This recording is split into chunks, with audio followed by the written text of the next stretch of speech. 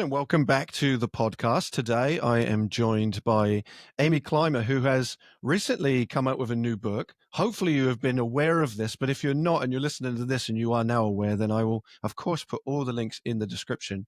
But we're going to be talking about some of the concepts. And I'm actually going to start, Amy, by asking a massive question, probably too big for this, but I'll try to ask it a limiter maybe.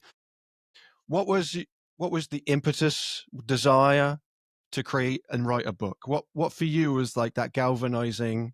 Was it somebody telling you? Was it like years of like, I've got so much information, I really want to write it? What was the impetus for the book? Yeah, thanks, Phil. So good to be here. Yeah, I would say a little bit of everything that you just said. So I finished my PhD research almost 10 years ago now. And from that research, I developed this model that's now in the book that's around creativity in teams. And it's called the Deliberate Creative Team Model. Very much the book's called Deliberate Creative Teams. And I feel like since then, I've been working with all sorts of organizations, different clients through my consulting practice, and applying what what I learned then, and helping those organizations be more creative. And I feel like I do have a lot to say. I did have a lot to say that I wanted to put in the book.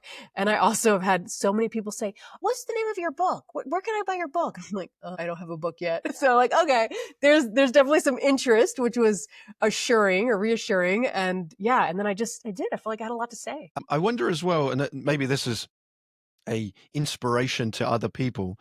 But I've interacted with this feeling of imposter syndrome. It's been brought up a lot in this podcast around with different people in the industry. And I actually as well have reference to people that if I look at the bookshelves in the industry, and I know that yours is specific to creativity in teams, but as I look at people's bookshelves, we have very similar books in our bookshelves. We haven't been in putting out into the world, I would say, newer information from different voices.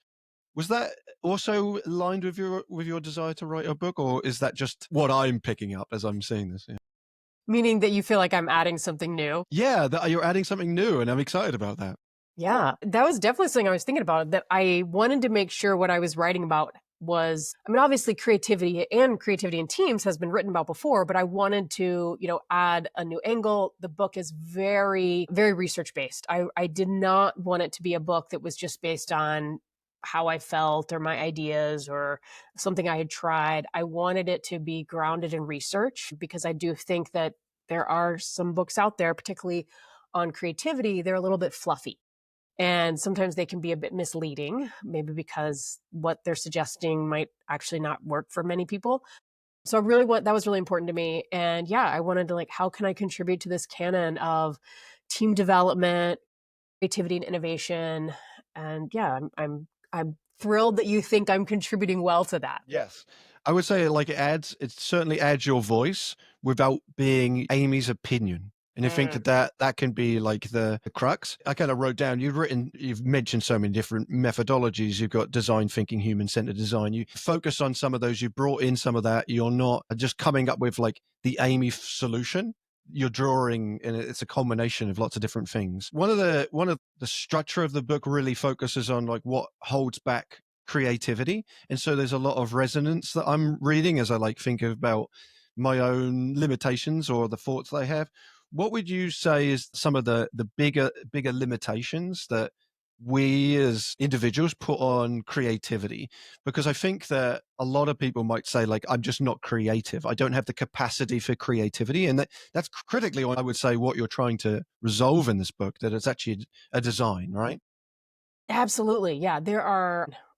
I wish I had counted how many people have told me, no, I'm not creative. Usually, if I dig in a little bit with them and I say, okay, well, why do you say that? They almost always say, well, I can't really draw. And so, first of all, I think there's just this mismatch of what creativity is and what it means. And so, in the book, pretty early, I define creativity as novelty that is valuable.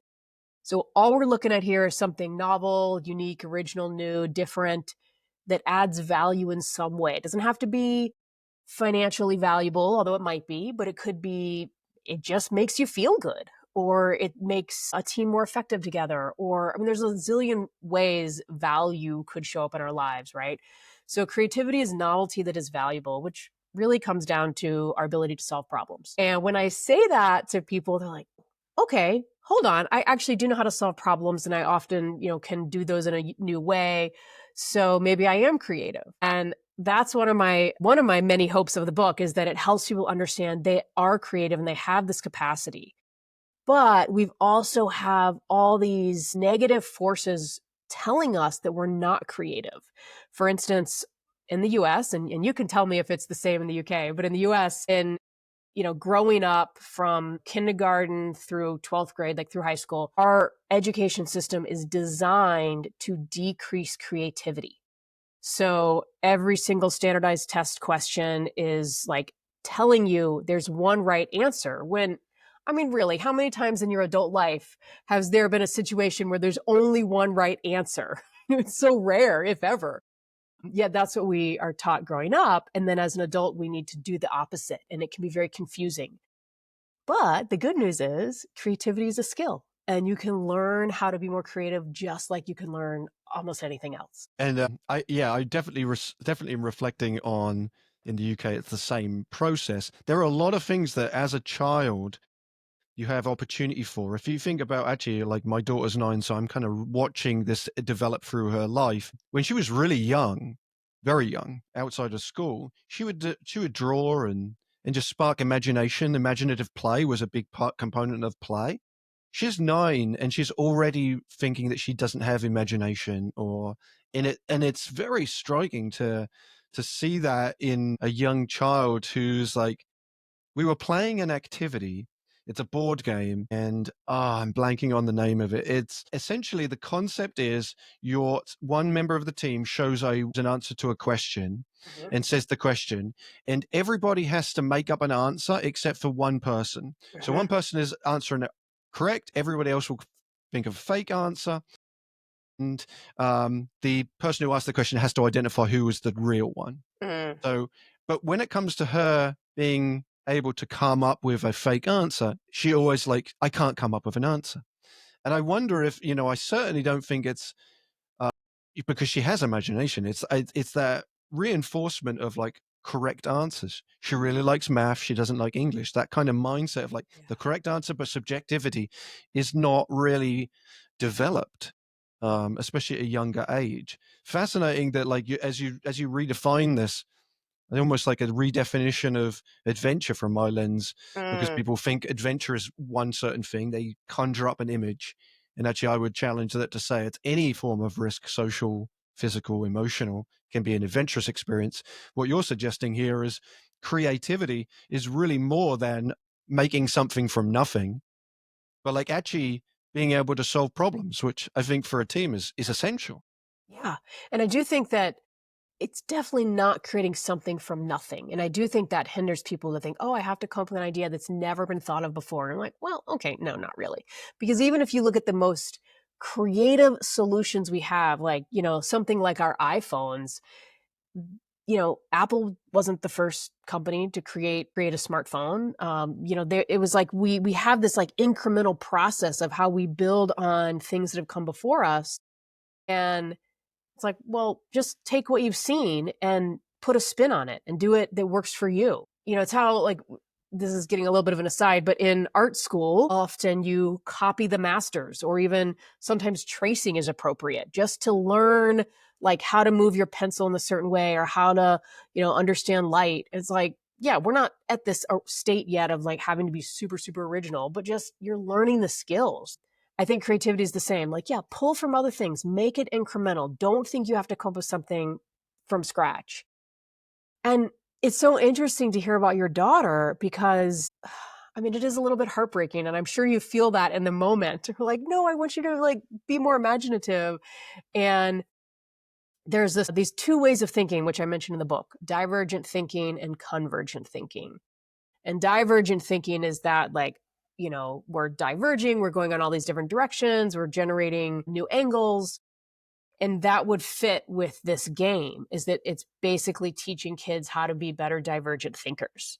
Whereas convergent thinking is you're looking for the right answer. And most of school, that's what we're taught. We're not taught how to, think critically or think creatively. So I would say anything you can do to kind of encourage that in her is going to be really helpful.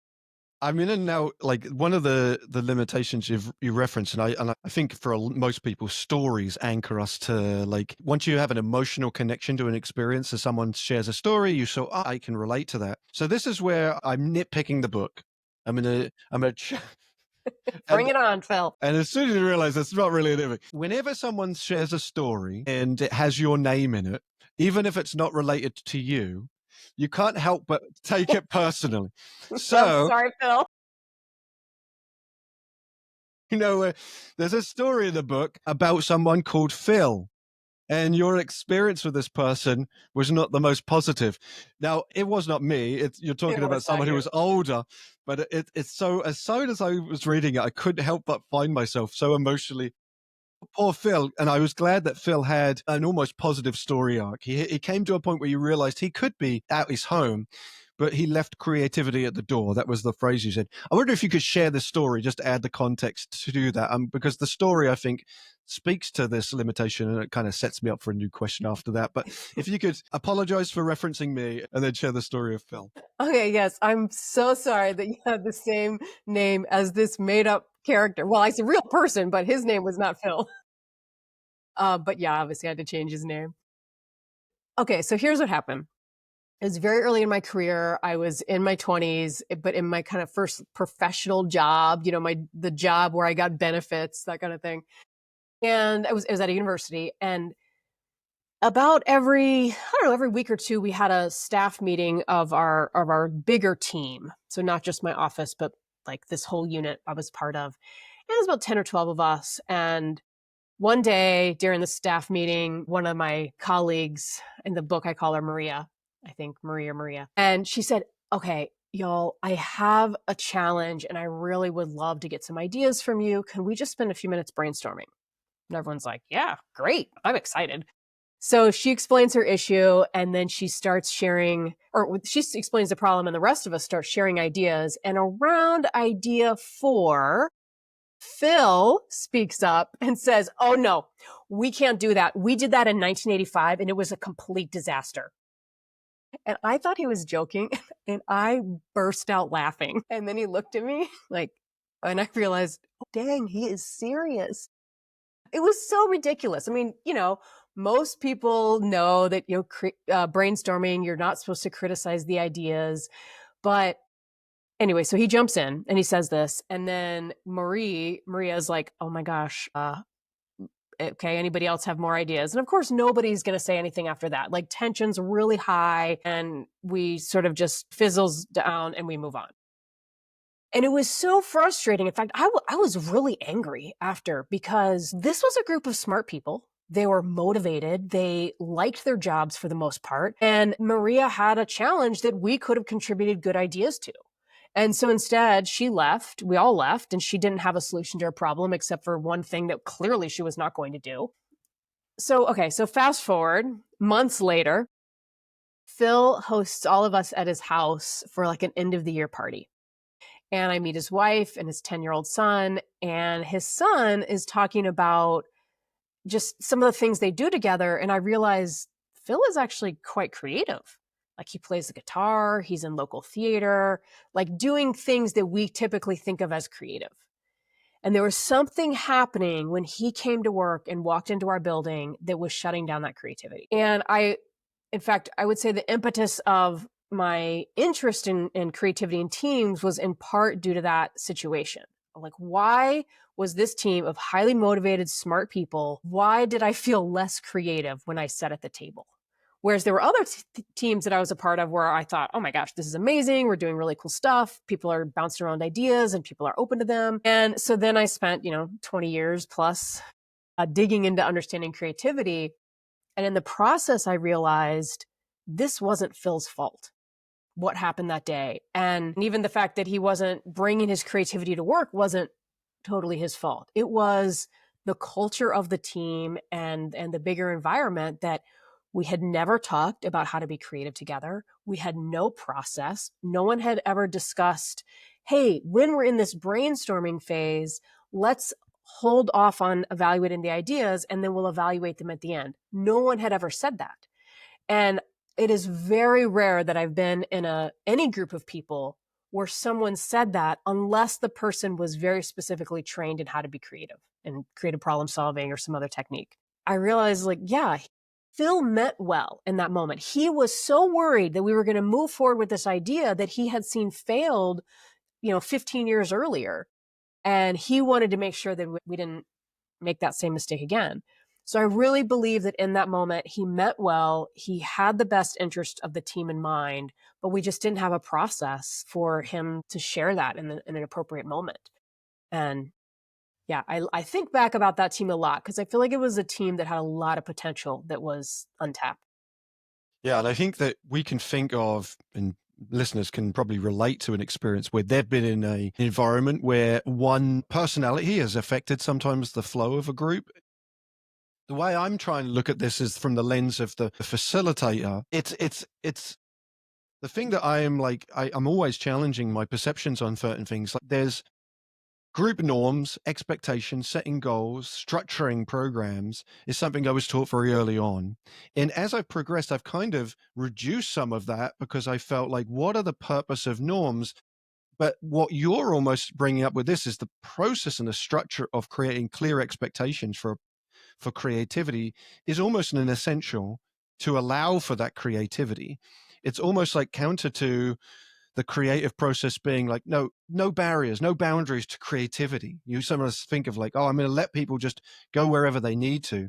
But there needs to be that clarity of structure. From a facilitator perspective, what can we do to try to support that so that not to eliminate, because it's hard to probably eliminate moments, but what was your, as you looked at that experience, what's your thoughts on the facilitator role in that moment? I think the facilitator plays a huge role in this. And I think it's a place that facilitators in the sense of like our outdoor education industry and facilitators in the sense of like team leaders who are just, running a meeting. Both these groups of people miss this. And it's that we have to have some structure for creativity, which sounds almost oxymoronic. Like, wait, what? I thought it was about being really loose. And there is a period of like, okay, we're going to be intentionally in that divergent thinking phase and anything goes. But then we're going to kind of close that and move into a convergent thinking phase where we're going to evaluate all the ideas we just generated. And if you can set up a structure like that, then it helps everyone relax a little bit because the ideal is in that divergent phase. There's all this like wacky, wild ideas. Some of them might be completely ridiculous. Some of them might be illegal or cost millions of dollars that you don't have. That's okay. But those ideas might spark new ideas that would never have come up if you had only said, and I've had leaders say this to me, look, can you facilitate an ideation session, but I only want realistic ideas? I'm like, okay, don't worry. I'm not going to say that, but I will say that in the end, we will only move forward with realistic ideas. And that's the difference. And so anyway, I'm going a little around, not being linear enough, but anyway, so you It's have okay. this divergent phase and then you're going to move into the convergent phase and say, hey, okay, we're done with the divergent. Let's pause and look back and evaluate the ideas because evaluation is a big part of being creative. That's really important. So I think as a facilitator, we can set up the space for that and we can set up different structures. For instance, there's some interesting research that says brainstorming is not the best way to generate ideas. And so anytime I'm working with a group, I rarely, if ever, have them brainstorm. And by brainstorm, that's a very specific technique where a group of people get together and they're just verbally throwing ideas out on the table, maybe somebody's scribing them. But what would be better is what if before you had people verbally share, you just had everyone write down 3 or 4 ideas on Post-it notes or note cards. And you could do this out on a ropes course, out on a team building course, like pass out some pads of Post-it paper or little note cards or scrap paper or whatever.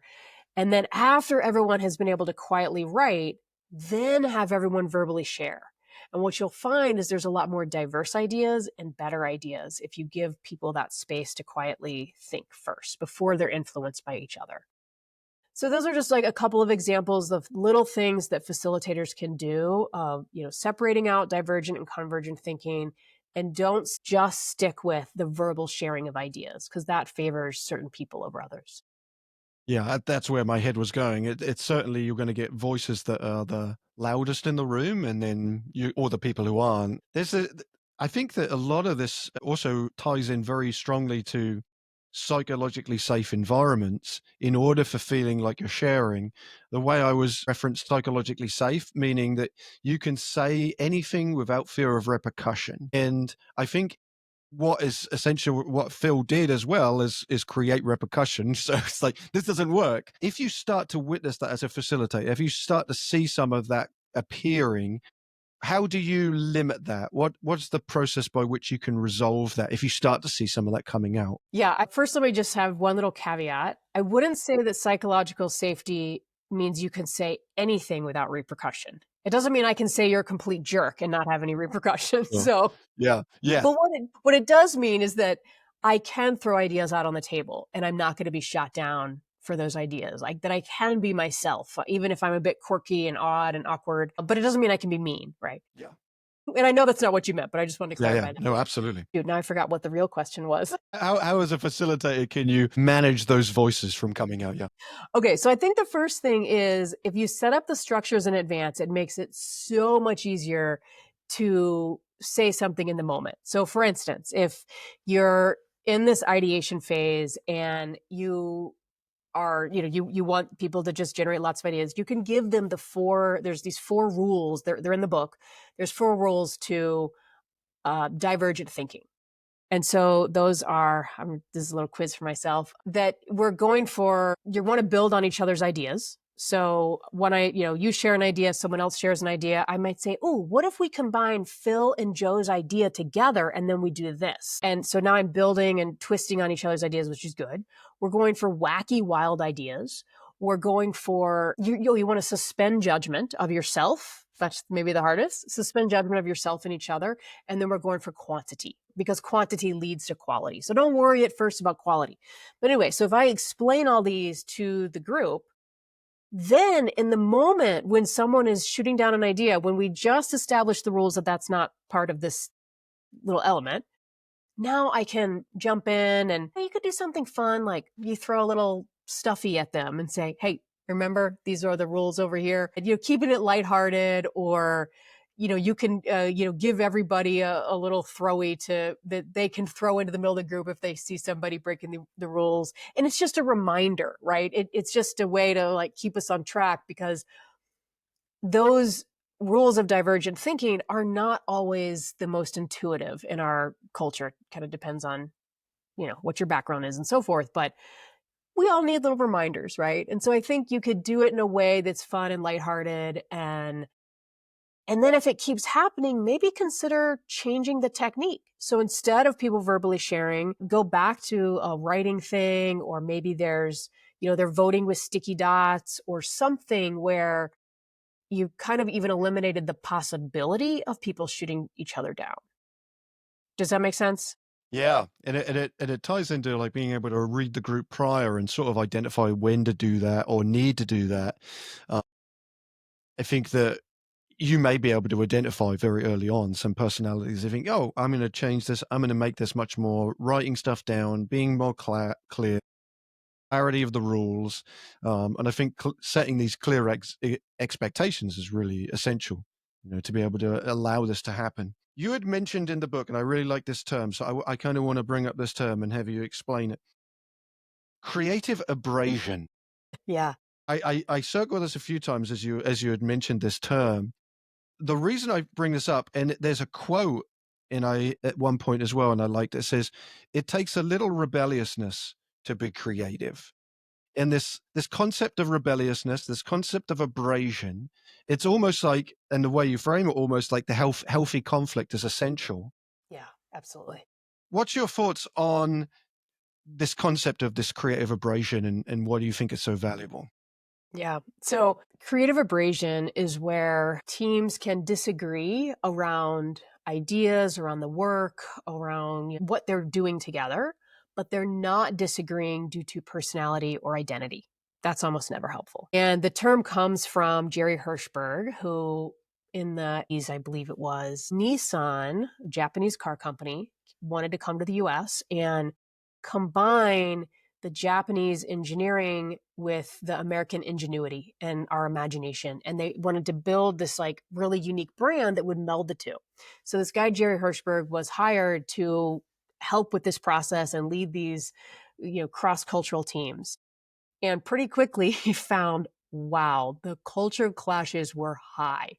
They couldn't even agree on what to wear to the office, what radio station to listen to at work, which, back then that was something you had to think about.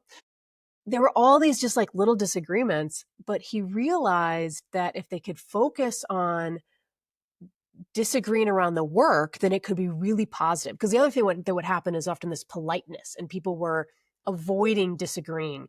And then they were moving forward with an idea or an approach that they didn't agree with. So then they're having the conversation in the hallway and they're frustrated, but they're not really supporting the project. So anyway, having that opportunity to disagree within the group about the work is really important.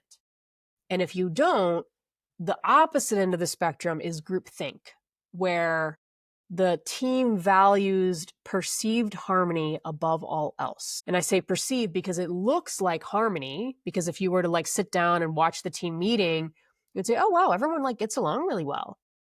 But actually what's happening is everyone's just very polite.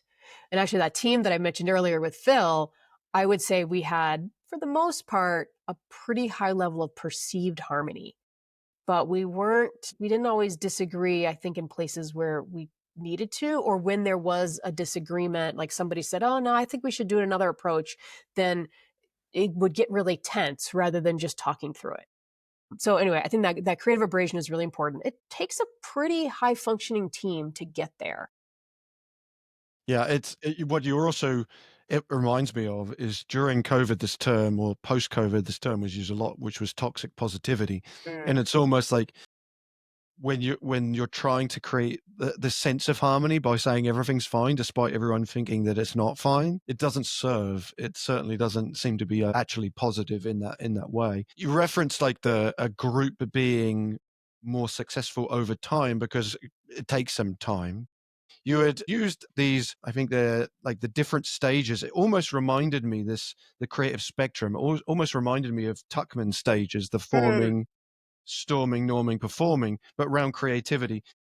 The framing comes from destructive teams all the way up to scalable teams, sustainable and scalable. Is that a process by which a group starts at one level and builds into, or is it as you're coming up to a team, you're able to identify where they're at? In terms of those stages, and maybe if you could talk a little bit about those stages. Sure. Yeah. So this is a spectrum that I developed after just working with different teams and seeing how different teams were at different places on this journey to being highly creative, which makes sense, right? And so just a quick review, it starts off at the bottom as a destructive team. And this is a team that they're not creative, but not only that, they're regularly shooting down creative ideas. And on the spectrum, it's like a 5-scale vertical, or almost like a ladder. On the side, there's an arrow that goes up that says level of impact. And a destructive team, their level of impact is -1x. And X meaning whatever makes sense for your organization. So let's say we're measuring financial impact, and a new idea would bring in $50,000 for your organization. And -1x would mean that team is costing you $50,000, either in new ideas aren't being brought forward and implemented, like to bring in the money, or they're costing that much money because they're not willing to change or make adjustments. I would say that that's kind of rare. I don't work with a whole lot of destructive teams. They're out there for sure. They usually are not reaching out to me to say, hey, we want to be more creative, because they've got some other issues going on, right? From there, we move up one level, which is the stagnant team. And that impact is 0. So they're not costing the organization money per se, but they're also not bringing in new ideas that are adding to the financial. What I'm saying, I'm using financial because it's easy. It could also be any level of value you want to look at, right? So just destructive, stagnant, and then sporadic, which is the team is able to produce creative ideas that lead to a positive impact. This is a +1x, but they don't quite know how they did that. And so it's just sort of hit or miss. Sometimes they do it, sometimes they don't. From there, we get sustainable. This is the team that is like, they're able to continually be creative. They understand the process and how it works. They know how to replicate it. And we're looking at least effects change. So in this example, it'd be $150,000 positive impact they're having on the organization. And then from there, the top level is a scalable team. And a scalable team is a team that is, they know how creativity works, they're doing it well, but it's to the level where they're able to influence the other teams within that organization. They're able to teach the process, they're able to have a positive impact in that way. And so that's at least X, $250,000 in this example. I actually think these numbers are pretty conservative and that it's probably that scalable team is more like 10X, sometimes even 20X. Just depends on the size of the organization and all the different layers. But to your question of, where do teams sit, it really can vary. Most of the teams I work with sit in those middle three levels. The either stagnant, sporadic, sometimes they're sustainable, but usually they still don't really know a creative process. They've kind of figured it out, but they haven't really codified it. So they're like barely in that sustainable level. And what's, I just want to kind of highlight for the listeners is almost do what I was doing as Amy was describing those and try to imagine your organization or where you work and see where you're fitting. I can Absolutely. certainly identify where I believe high five is sitting, and it allows me to think like, what steps do we need to take beyond that? And I would say, as someone who's read the book, there is a system in play to help you get to that stage. So we're not going to necessarily talk about that now, but I think it's really important that people try to identify themselves, because that identification allows you to be able to figure out what you need to do moving forward, which is I sometimes find is the hardest thing. Like, how do we go from not creative to creative feels too huge, right? Mhm. So I think the idea of the structure and the system certainly allows for you to see where you fit and see what you need to do, which is really helpful. My final question on this is, and you sort of referenced it maybe at the start, but what would you like to see as the outcome of this book, from a perspective of like, what's your hope for people that in 5-10 years they'll be able to say like, because I read Amy's book, I was able to do what? So I really believe in my core that we as humans have the capacity to solve every problem on this planet.